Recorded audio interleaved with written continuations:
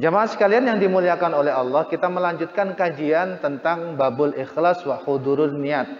Jadi tentang keikhlasan dan tentang menghadirkan niat. Kenapa saya bahas ini? Ya kebetulan saya ngambil kitab, saya ingatnya ya ini saya baca ini jadi apa? Nggak sempat mutolaah.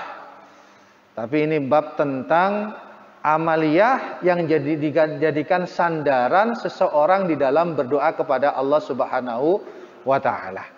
Ini hadis yang ke-13 dalam babul ikhlas wa ihdarin niat. Kemarin kita sudah bahas tentang niat ya Pak ya, tentang niat bagaimana kalau semuanya niat itu diucapkan itu boleh atau tidak, itu khilaf. Saya sudah menyebutkan rujukannya ya. Menyebutkan rujukannya. Ustadz, kenapa itu harus khilaf? Karena khilaf itu sesuatu yang pasti. Memang dalam hadis ada yang menyebutkan ini hadis dhaif, ikhtilafu ummati rahmatun. Ada yang mengatakan hadis dhaif, tapi sebagian juga mengatakan hasan. Hasan itu setingkat di atas hadis. Jadi ulama itu berbeda dalam merumuskan hadis itu biasa, Pak.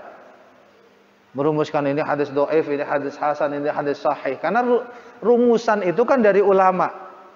Hadisnya itu dari Rasulullah. Cuma karena hati-hatinya ulama jangan sampai kena ancaman Rasulullah, barang siapa yang mengucapkan ucapan menyandarkan dengan saya falyatabawa maqadahu minan nar. Barang siapa yang menyandarkan ucapan yang saya tidak pernah mengucapkan, maka dia harus mengganti tempat duduknya dari api neraka. Saking hati-hatinya hingga muncullah status hadis itu. Dari status mutawatir itu karena di banyak orang yang mendengarkan, kemudian ada 1-2 orang namanya hadis ahad. Karena khawatir ini palsu, makanya dirumuskan ada sahih, ada hasan, ada dhaif. Bedanya dhaif dengan maudhu apa Ustaz? Beda. Kalau maudhu itu sudah pasti bahwasanya itu adalah palsu. Udah palsu, tidak ada rujukan, tidak ada sanadnya. Gitu. Atau yang meriwayatkan adalah pembohong, yang sangat pembohong. Nah, itu bisa dikategorikan bisa maudhu. Tapi kalau dhaif itu tidak dalam kategori maudhu. Jamaah sekalian yang dimuliakan oleh Allah. Hadis dari Abi Abdurrahman Abdullah bin Umar. Jadi Sayyidina Umar bin Khattab itu punya anak namanya Abdullah. Makanya disebut Abdullah bin Umar gitu kan. Nah, ini lakopnya, julukannya adalah Abi Abdullah, Abu Abdullah, bapaknya Abdullah. Bapaknya Abdurrahman maksudnya, Abi Abdurrahman. Bapaknya Abdurrahman yaitu Abdullah ibni Umar, putra laki-lakinya Umar, yang mana Umar itu adalah putra laki-lakinya Al-Khattab radhiyallahu anhuma. Qala sami'tu Rasulullah sallallahu alaihi wasallam yaqul intalaqa thalathatu nafarin mimman kana qablakum hatta awahumul mabit ila gharin. Ada 3 orang. Nafar itu sebenarnya kelompok. Ada 3 orang yang bepergian, kemudian di suatu malam karena kemalaman dia berteduh di dalam gua. Fadakhaluhu fanhadarat sakhratum minal jabali fasaddat alaihimul ghar faqalu innahu la yunjikum min hadhihi sakhra illa an tad'u Allah ta'ala bisalihi a'malikum. Kemudian tiba-tiba ada batu yang besar menutupi gua tersebut, yang mana gua tersebut tertutup rapat, Pak.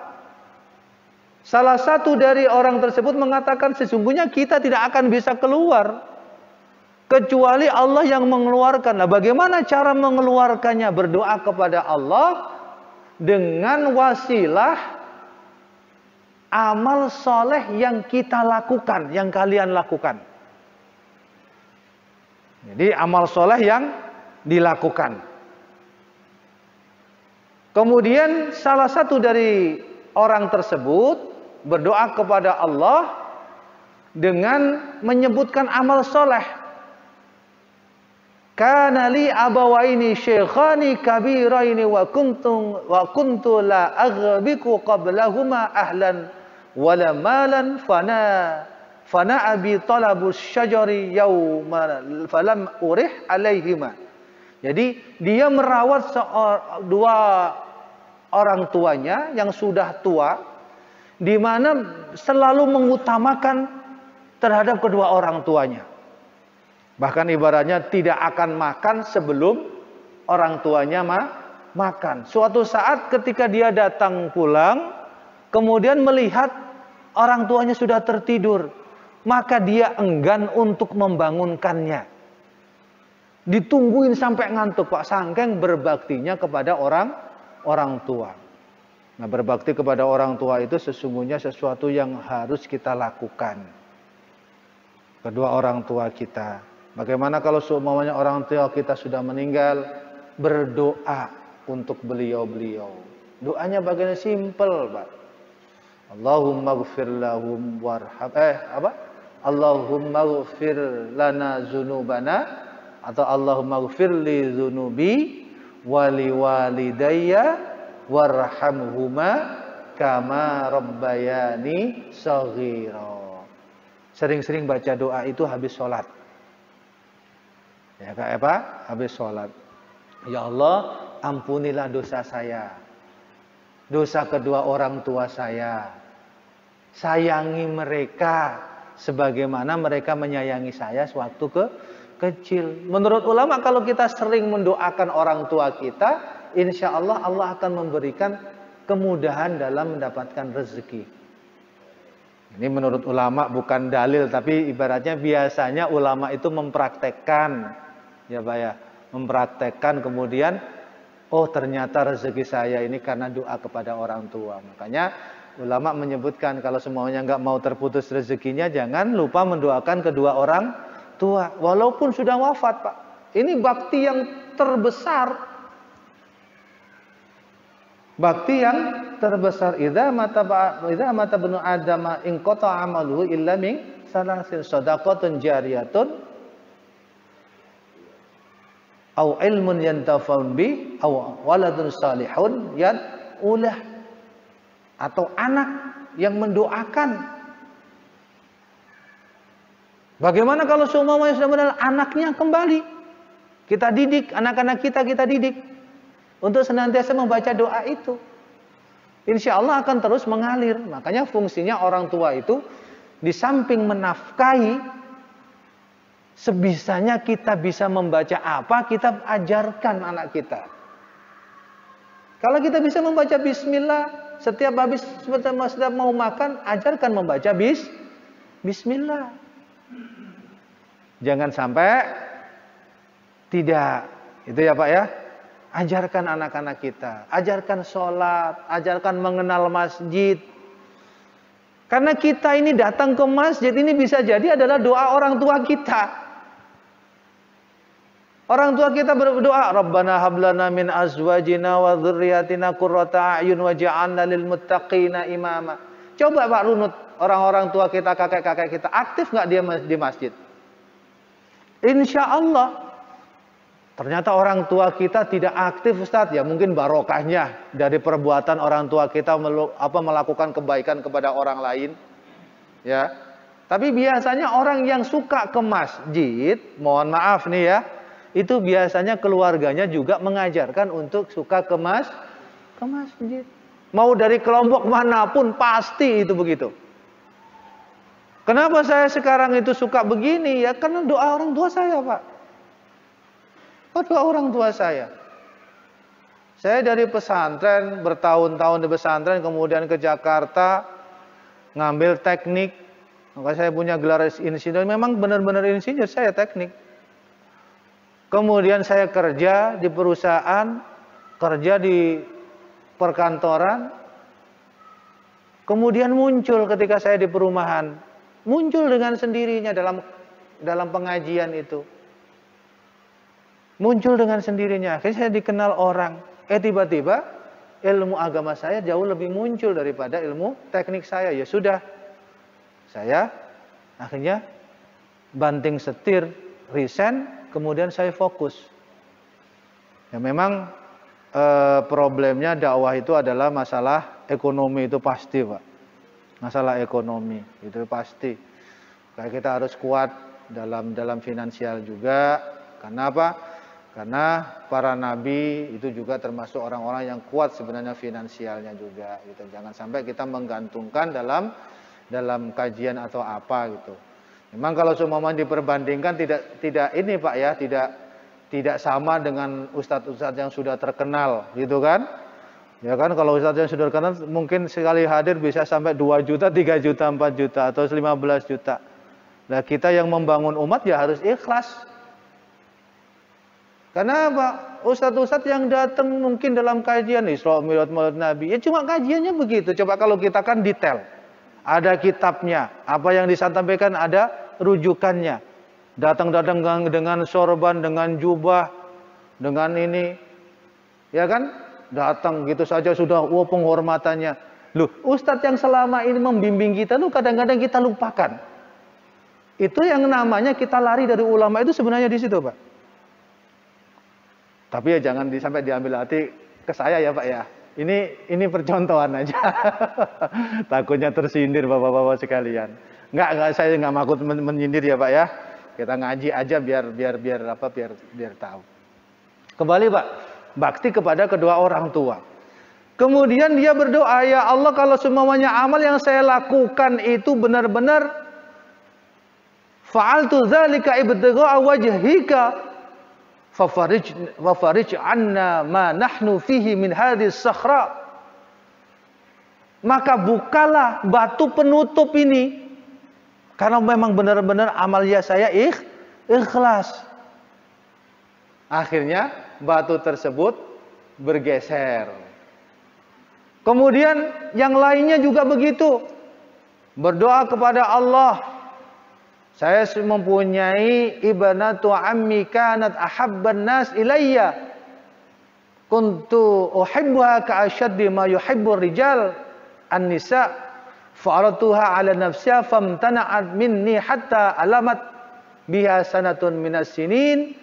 Faja'atni fa'ataituha 20 wa mi'ata dinarin ala an tukhalli baini wa baina nafsiha fafa'alat hatta idza qaddartu 'alayha wa fi riwayatin falamma fa'tu baina rijalaiha qalat ittaqilla wa la tafuddal khatam illa bihaqqihi. Jadi ada seseorang yang mempunyai keponakan perempuan yang cantik, yang dia hampir-hampir terpikat, ya kan? Kemudian dilepaskan, dinikahkanlah ibaratnya. Ikhlas karena Allah Subhanahu Wa Taala, takut karena Allah Subhanahu Wa Taala. Karena apa? Keponakan tidak boleh dinikahin, termasuk mahram yang haram. Nah, mahram itu yang haram dinikahin. Kalau istri bukan mahram, Pak. Kalau istri bukan mahram, ghairu mahram. Jadi yang mahram itu adalah haram dinikahin. Contohnya ya anaknya, bapaknya, mertua. Kalau kita nikah kan Pak ya, mentang-mentang mertuanya masih cantik, kemudian istri kita cerai, kemudian kita nikahin mertua, nggak boleh, karena mertua itu sudah termasuk mahram, nggak boleh dinikahin. Ada perselingkuhan juga, nauzubillah min zalik. Kakek nenek, gimana kalau kondisinya bapak ketemu bapak, ketemu ibu, anak ketemu bapak, itu kan bukan mahram. Bukan mahram. Jadi kita nikah sama anaknya, tiba-tiba bapak sama ibu nikah, itu kan bukan mahram. Ya, bukan mahram. Atau karena sepersusuan, Pak. Sepersusuan itu gini. Jadi kalau di Arab itu untuk menjaga penampilan itu biasanya yang menyusui itu adalah orang kampung. Jadi orang-orang ningrat itu nggak mau menyusui nih Pak, takut kendor ibaratnya. Disusuhkan kepada orang kampung. Makanya Rasulullah kan pernah disusuh sama ibu rodoahnya, ibu susuannya. Lah sepersusuan itu juga sama hukumnya. Jadi ada orang yang menyusui laki-laki, anak orang laki-laki, kemudian dia punya anak perempuan, maka hukumnya adalah saudara sepersusuan, tidak boleh dinikah. Nah, makanya kalau seumpamanya gini Pak, punya kasusnya itu adopsi anak perempuan Pak. Ya, adopsi anak perempuan. Itu nanti harus mencari walinya. Yang menikahkannya, siapa yang menikahkan? Orang tuanya. Bagaimana kalau seumpamanya anak perempuan itu hasil daripada DP, tidak dalam kondisi nikah, maka yang menikahkan adalah wali hakim. Jadi kalau seumpamanya ada kasus gitu ya Pak ya, kemudian sampai nikah, ya kan? Sampai nikah, kemudian anak sudah DP duluan lah katakanlah, lahir anaknya perempuan, bapaknya biologisnya tidak boleh menikahkan. Paham Pak ya? Binnya nggak ada, bintinya nggak ada. Ya bisa masuk ke situ, tapi sebenarnya bin itu kan sebenarnya nasab jadi terputus nasabnya. Bisa ke perempuan, ke ibunya. Jadi kalau seumpamanya ada kasus gitu ya Pak ya, mohon dipahami, ada orang DP duluan, hamil, kemudian nikah, ya kan? Nikah, anaknya perempuan, maka yang menjadi wali adalah hakim. Tapi kan nggak mungkin Ustadz, ya diakalin lah, ibaratnya bahasa basinya. Tapi secara sahnya takut dia malu gitu. Yang tahu kan bapak ibunya ya Pak ya, yang tahu kan bapak ibunya. Ya, diakalin bagaimana supaya anak jangan sampai terluka. Itu kan ya bisa saja nanti ngomong secara baik-baik sama hakim gitu kan. Yang menikahkan tetap ke hakim. Hakimnya siapa ya yang menikahkan itu termasuk bagian daripada hakim. Jamaah sekalian yang dirahmati oleh Allah, ya, termasuk nenek, kakek, paman. Bagaimana kalau paman sepersusuan atau bukan paman sepersusuan, paman sepupu. Boleh yang terjadi dengan Sayyidina Ali dengan putri Rasulullah. Karena apa? Ini menunjukkan kalau saudara sepupu boleh. Saudara sepupu boleh. Jadi katakanlah kita punya anak perempuan, saudara saya punya anak laki-laki, nikah, boleh. Nah, katanya pancarwali itu kan bahasa Jawanya. Tapi kalau bahasa agamanya nggak apa-apa, buktinya paman sepupu boleh menikahi anak kita ya, seperti Rasulullah itu. Rasulullah dengan Sayyidina Ali bin Abi Thalib adalah saudara sepupu. Rasulullah punya anak Fatimah, kemudian dinikah dengan Sayyidina Ali.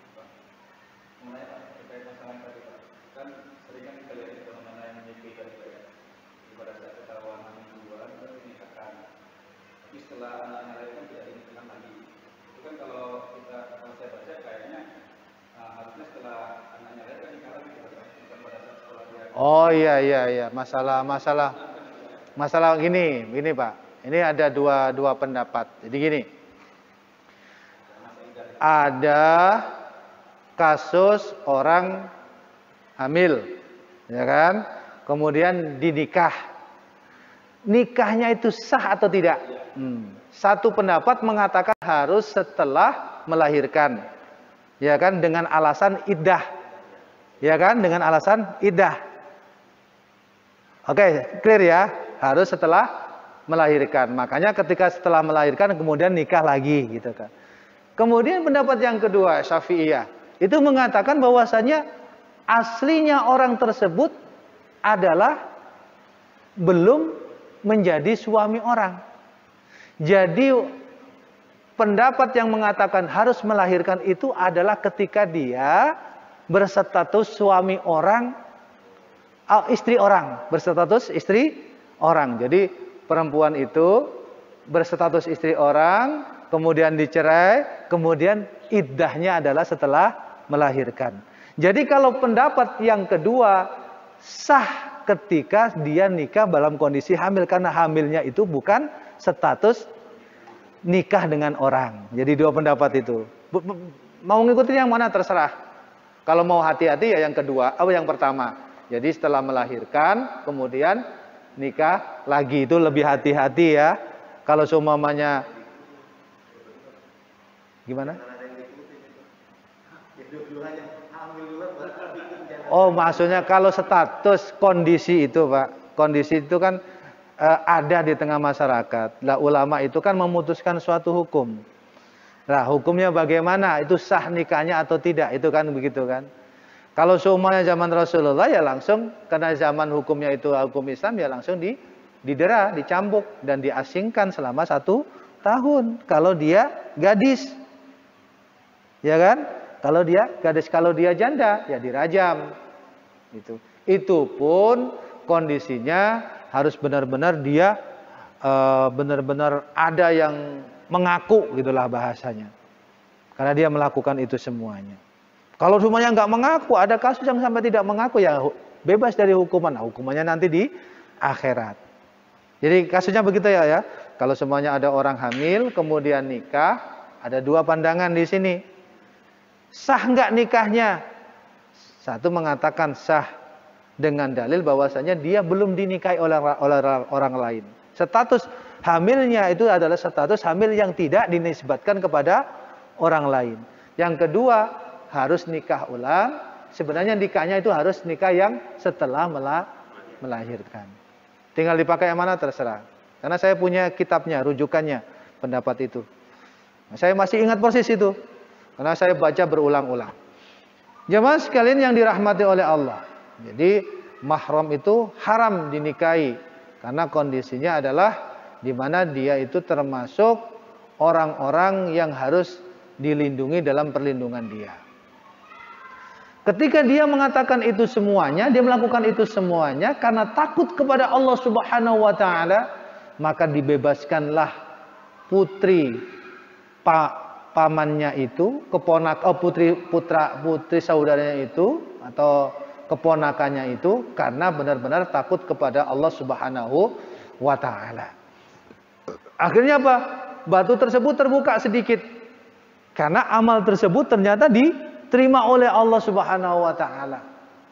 Jadi tanda-tanda amal kita diterima oleh Allah kalau kita berdoa, kalau semuanya ya Allah dengan amal soleh saya tadi ya Allah, tolong kabulkan hajat saya gitu. Kalau semuanya ikhlas karena Allah, benar-benar ikhlas karena Allah, insya Allah akan dikabul oleh Allah. Kalau semuanya belum dikabul ya mungkin ditunda ya Pak ya. Kita husnudzon aja sama Allah. Kemudian yang ketiga, Allahumma istajartu ujara'a wa ataitukum ajrahum ghaira rajulin wahidin tarakal ladzi lahu wa dhaba fa samartu ajrahu hatta kasrat minhu al-amwal fajani ba'da hin faqala ya Abdullah addi ilayya ajri faqultu kullu ma tara min ajrika min al-ibli wal baqar wal ghanam wal raqiq faqala ya Abdullah la tastahzi'u bihi faqultu la astahzi'u bika fa akhadahu kullahu fastaqahu falam yatruk minhu syai'an Allahumma in kuntu fa'altu dzalika ibtigha wajhika fafaruj 'anna ma nahnu fi farajat as-sakhra. Jadi kasus kedua itu adalah tentang dia itu bersedekah kepada seseorang dengan sedekah yang besar sekali. Dan kalau seumpamanya itu amalan benar-benar mendatangkan maslahat dan benar-benar karena engkau ya Allah, maka bukalah pintu ini. Jemaah sekalian yang dirahmati oleh Allah, bahwasanya amalan-amalan itu ternyata dicatat oleh Allah Subhanahu wa taala. Tidak ada sedikit pun yang meleset dari catatan Allah. Ini adalah di mana kasus 3 orang yang dalam musibah kemudian dengan tawasul amal amalus salihah kemudian dibuka oleh Allah Subhanahu wa taala. Kemudian sebenarnya tawasul itu apa? Saya ingin menjelaskan ya Pak ya. Tawasul itu apa? Karena nanti akan ada perbedaan di kalangan ulama. Wasilah itu apa sih? Wasilah itu bahasanya itu adalah perantara untuk berdoa kepada Allah. Dan ini adalah salah satu yang dianjurkan oleh Al-Quran dan As-Sunnah.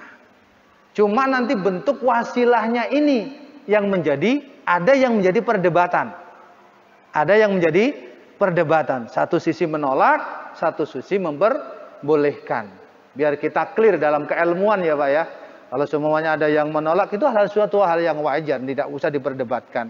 Kalau ada yang menerima, itu adalah sesuatu hal yang wajar. Dalilnya jelas ya Pak ya. Al-Isra ayat 57 ya ayyuhalladzina ya ayyuhal ulaikal ladzina yad'una yabtaghuna ila rabbihimul wasilah ayyuhum aqrabu wa yarjuna rahmatahu wa yakhafuna 'adzabahu inna 'adzaba rabbika kana mahzura. Ada orang-orang yang berdoa kepada Allah kemudian berdoa dengan wasilah. Wasilah itu mendekatkan diri kepada Allah dengan wasilah itu sendiri. Kemudian bentuk wasilahnya itu bagaimana? Tawasul ada 3 macam. Yang pertama bi asma'illah, dengan nama-nama Allah. Ya Rahman, Ya Rahim, Ya Quddus, Ya Salam. Itu tawasul. Menyebut nama-nama Allah. Ya Allah, dengan hak kemuliaan-Mu yang maha pengampun. Allahumma bihaqqi asma'ika ar-Rahim, al-Ghafur. Nah, itu tawasul dengan nama Allah. Ini sepakat ulama mengatakan boleh. Qul ud'ullaha wad'ur rahman ayyamma tad'u falahul asmaul husna wa la tajhar bi salatika wa la tukhafit biha wabtaghi baina dzalika sabila. Jadi Allah berfirman, berdoalah kepada Allah atau berdoa kepada Ar-Rahman atau dengan nama-nama yang ada dalam Asmaul Husna. Ya Qadim, Ya Salam, Ya Qadim, Ya Salam, Ya Ghafur, Ya Rahim, Ya Awal, Ya Akhir. Nah, itu nama-nama Allah yang ada dalam Asmaul Husna. Kita boleh berdoa. Kita makanya menyebut Ya Latif, Ya Latif, Ya Latif, Ya Rahman, Ya Rahman, Ya Rahman. Kita menyebut nama Allah itu boleh. Jadi termasuk zikrullah. Karena dalam firman Allah disebut silakan menyebut nama Allah, silakan memanggil nama Allah. Yang kedua dengan amal soleh. Sebagaimana hadis tentang tadi yang saya sebutkan tadi, di mana dia berdoa dengan amal soleh. Yang ketiga, tawasul dengan orang-orang soleh atau dengan amalia orang soleh itu. Nah, ini yang berbeda. Ini yang berbeda Pak, menimbulkan perdebatan. Hingga di dalam salah satu fatwa, saya ingin mengutip ya Pak ya. Karena sudah tadi mau saya ringkas.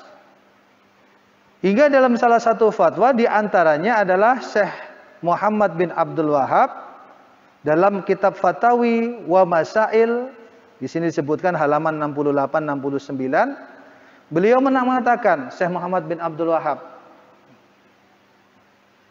al-ashira qaulukum fil istisqa la ba'sa bit tawasul bis salihin. Wa qaulu Ahmad yatawassalu bin Nabi sallallahu alaihi wasallam khasatan ma'a qaulihim innahu la yustaghatsu bi makhluk. Beliau mengatakan dalam bab ke-10 tentang ucapan orang-orang yang istisqa. Maka beliau mengatakan la ba'sa, tidak apa-apa bit tawasul, dengan tawasul bis sholihin, dengan orang-orang soleh. Tetapi beliau mengatakan tidak. Ibaratnya beliau mengatakan lebih sepakat dengan yang memakruhkannya. Ya kan? Tidak mengharamkannya. Karena ini adalah bagian daripada furu', ikhtilaf. Ya, termasuk Syekh Ibnu Taimiyah juga mengatakan demikian. Kemudian beliau lebih sepakat bahwasanya tidak dengan orang-orang soleh, tapi dengan asma, dengan amal-amal soleh. Tapi beliau tidak mengingkari bahasanya. Beliau tidak sampai mengatakan kufur. Itu di dalam kaidah beliau. Karena ini adalah masalah ikhtilaf. Itu jelas ya Pak ya. Bahwasanya di antara dalilnya adalah, saya lupa ayatnya itu. Tadi udah saya buka. Pokoknya ada ayat yang mengatakan janganlah engkau berdoa kepada Allah dengan memanggil orang lain. Nah, itu diantaranya ayat yang mengatakan tidak diperkenankan tawasul. Tapi dalam artian ini adalah furu' ya, dalam artian tidak mengingkari. Kemudian bagaimana dengan pendapat yang mengatakan boleh? Ini coba saya akan sampaikan. Di antara rujukan tadi itu adalah tentang tawasul ini adalah dengan orang soleh. Nabi Shallallahu Alaihi Wasallam hadis di mana ada seorang laki-laki yang buta datang kepada Nabi Muhammad Shallallahu Alaihi Wasallam. Kemudian orang tersebut mengatakan, "Ud'ullah ayyu'afini." Ya Rasulullah, berdoalah kepada saya untuk agar Allah menyembuhkan saya. Faqala in syi'ta da'auta wa in syi'ta sabarta wa huwa khairun. Kalau engkau mau maka engkau itu berdoa, kalau engkau mau maka bersabarlah karena itu adalah lebih bagus. Kemudian orang laki tersebut memperbaiki wudunya, kemudian diajarkan oleh Rasulullah sallallahu alaihi wasallam dengan doa begini. Allahumma inni as'aluka, ya Allah, saya memohon kepadamu, wa atawajjahu ilaika. Oh, udah bisa Pak. Gimana? Udah diselesain aja, udah selesai aja. Udah selesai aja. Apa diselesaikan sama ini? Hadis ini. Ya saya selesaikan aja deh, hadis ya. Diajarkan oleh Rasulullah, wa atawajjau, saya menghadap kepadamu binabiyyika Muhammadin, dengan nabimu yang mulia. Jadi ketika berdoa kepada Allah bukan dalam artian menyekutukan Allah, tetapi menghadap kepada engkau ya Allah dengan perbuatan nabimu yang mulia. Ini ada tawasul yang diajarkan oleh baginda Rasulullah sallallahu alaihi wasallam. Hadis ini diriwayatkan oleh Imam At-Tirmizi, An-Nasa'i, Tabarani, Hakim, wa qarrahu Az-Zahabi, dan Zahabi wal Baihaqi menetapkan bil asanadis sahiha, dengan sanad yang sahih. Jadi ini adalah tawasul dengan orang soleh dengan Rasulullah sallallahu alaihi wasallam. Bagaimana dengan tawasul dengan orang soleh? Ini pernah dilakukan oleh Umar dengan tawasul kepada paman Rasulullah sallallahu alaihi wasallam. Kemudian timbul pertanyaan lagi, bagaimana tawasul dengan orang-orang yang sudah meninggal? Maka dijawab juga dengan hadis yang diriwayatkan oleh Imam Tabarani, Imam Hakim, Imam Ibnu Hibban dengan sanad hadis sahih, di mana Rasulullah berdoa ketika menguburkan bibinya yang bernama Fatimah binti Asad dengan doa, Allahumma bihaqqi, dengan kemuliaanku, wa haqqil anbiya'i min qabli, dan kemuliaan nabi-nabi sebelum aku. Pertanyaannya, nabi-nabi sebelum Rasulullah adalah sudah meninggal. Ighfir li ummi ba'da ummi, maka ampunilah bibiku. Jadi ketika orang dulu menyebut bibinya itu dengan sebutan ummi gitu. Jadi ini adalah khilaf ya Pak ya. Kalau tawasul itu ada yang memperbolehkan, ada yang tidak, dan ini bukan sesuatu yang menyebabkan orang itu kufur. Saya kira itu Pak ya penjelasan saya. Lebih detailnya memang sudah saya kumpulkan pembahasan ini. Jadi tidak ada sesuatu yang harus kita pertentangkan, itu saja intinya. Tidak ada yang bertentangan. Kalau semuanya tidak bertawasul juga nggak apa-apa, ya. Bertawasul juga silahkan. Tetapi kalau berdoa kepada Allah harus dimulai dengan alhamdulillah dan sholawat. Kalau sholawat jelas nih Pak ya, sholawat. Kalau sholawat, ketika seseorang berdoa tidak ada sholawat dalam doa itu, maka doanya tertutup. Hadisnya sahih. Jadi kalau semuanya bapak-bapak doa, ya Tuhanku, gitu kan, ampunilah aku, nggak ada sholawatnya Pak, tertutup. Makanya harus pakai sholawat. Kalau tawasul khilaf, silakan mau pakai, silakan mau tidak. Kiranya itu Pak ya yang bisa saya sampaikan. Mudah-mudahan bermanfaat. Mohon maaf kalau ada kesalahan. Ihdinas siratal mustaqim. Assalamualaikum warahmatullahi wabarakatuh. Silakan dilanjutkan.